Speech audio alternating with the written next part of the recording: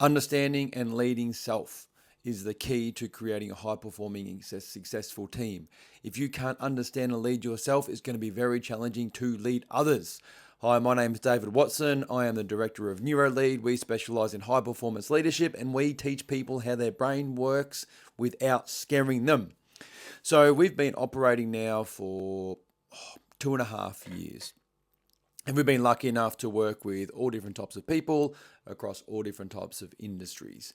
And I think about a year and a half into our journey at NeuroLead, we really switched our focus up. So our journey for the first year and a half was helping leaders do stuff with teams to be more effective. So as leaders helping teams be more effective. But based on all the themes and the challenges we were seeing in the work that we were doing, we really had to shift our focus. And our focus is really solely now around helping leaders understanding themselves to then lead themselves to be more effective at working with other people. Because we know if you can't simply lead yourself, it's going to be very, very challenging to lead others. And looking at all the workshops we do, people don't expect this. Most people that go to our workshops think, oh, it's another day or two wasted time, and they're just going to tell me how to be a better leader and how I need to lead my team better. And when you have that coffee bean approach of, this is about you, we're helping you lead yourself, we're helping you understand you to be more effective at leading you so you can be more effective at working with other people. And that really resonates well. People sit up and pay attention. And the more we do that now, we've been probably doing that for at least a solid 12 months now, a very targeted approach at understanding self and leading self to be more effective at working with other people. And we do that in a very operationalized way, like just do it style of leadership. It's not fluff. It's not, holding hands and being in a, masterclass for 4 or 5 days in a row and unpacking this and unpacking that. Like we hit the team pretty hard.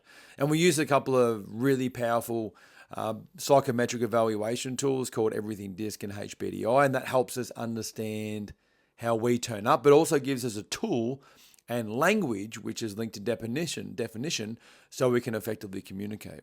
So if you are out there considering, what could we do different in the leadership space? How do we develop our team? You need to switch your focus to helping your team, helping your leaders understand themselves, helping your team understand how they naturally turn up, helping them understand where the risk of interpersonal conflict could lie because of diversity. And when we talk about diversity is thoughts, behaviors, and communication styles.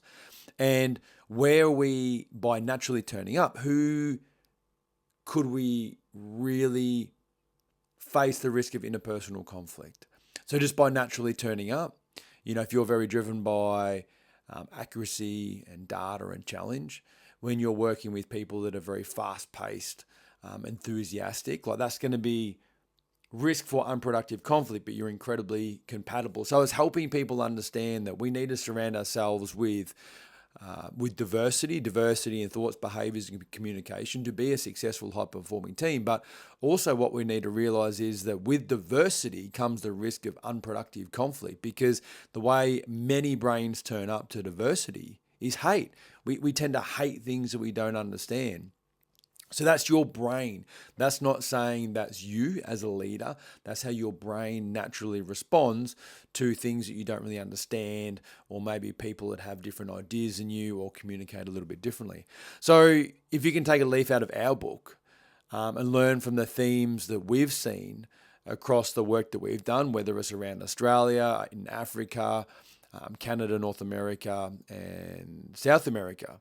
And that's in industries, high risk mining, it's in health sector, it's in partnerships, like it's in husbands and wives, it's everywhere. The same themes. If you've got a group of people trying to get the best out of another group of people, you are seeing the same themes, regardless of language, regardless of how developed that society or community is. They are the same themes. And it all stems back to leaders needing to understand themselves, to lead themselves to be more effective at leading other people. Because when you really look at it, the difference between a good team and a bad team is just the leader. So that's me for tonight. Hope you got something out of it. Like, comment, and share. And if you got some value out of it, don't be afraid to tag someone in this or learn. I'd love your feedback. So add a few comments. Have a good night. See you tomorrow.